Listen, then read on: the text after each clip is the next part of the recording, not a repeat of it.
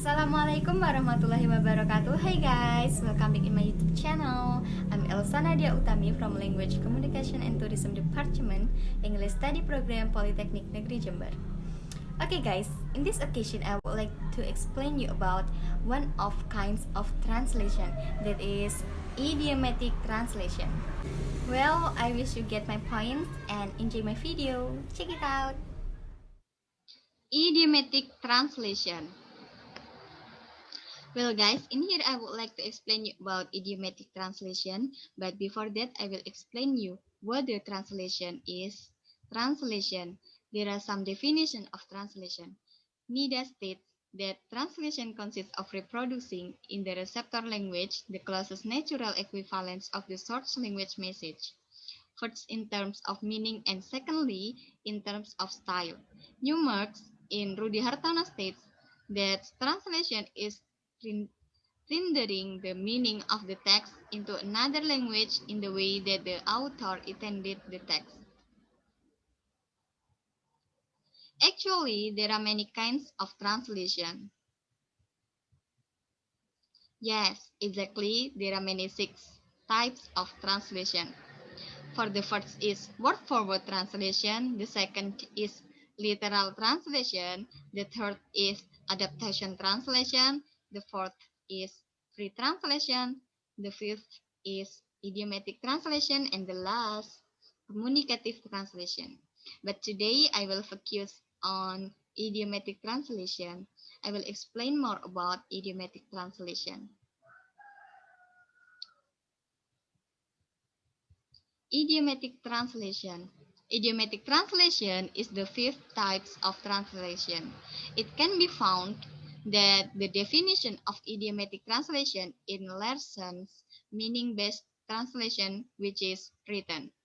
Idiomatic translation is meaning-based translation which make every effort to communicate the meaning of the source language in text in the natural forms of the receptor language. Based on Larson's statement, idiomatic translation use meaning based in the translation process. It means that a translation basically needs to know about the meaning of the source language before it transfers this meaning into another language.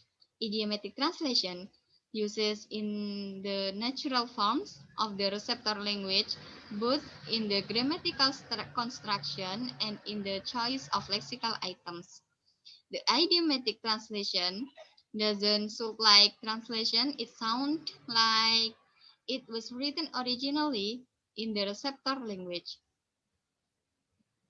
Idiomatic translation should reflect the exact message of the source text as completely as possible.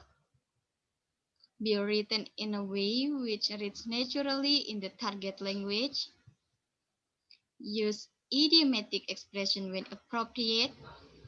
And the last, be as easy to read as if it were written in the target language.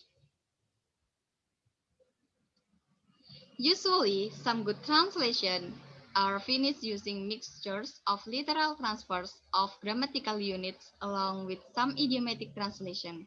So, by doing it, the result of the translation will show more natural. For example, who has he been living with? In Indonesia said, dengan siapa dia tinggal?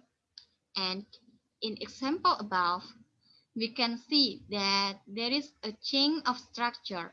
The word dengan is placed in front of the sentence and makes the sentence better. The result of the translation is easier to understand and to accept by the readers.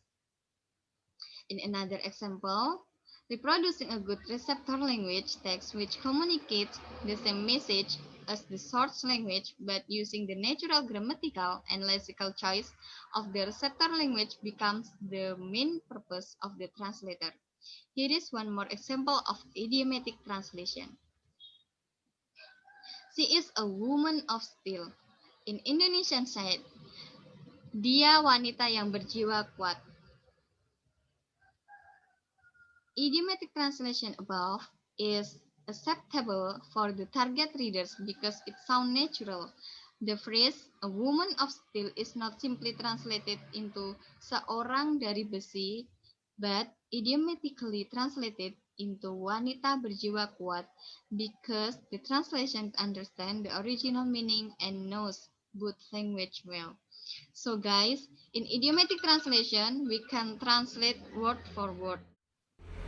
Okay guys, that's all my explanation about idiomatic translation. I do apologize if I have many mistakes. I'm Elsa Nadia Utami. Thank you for your attention. Wassalamualaikum warahmatullahi wabarakatuh.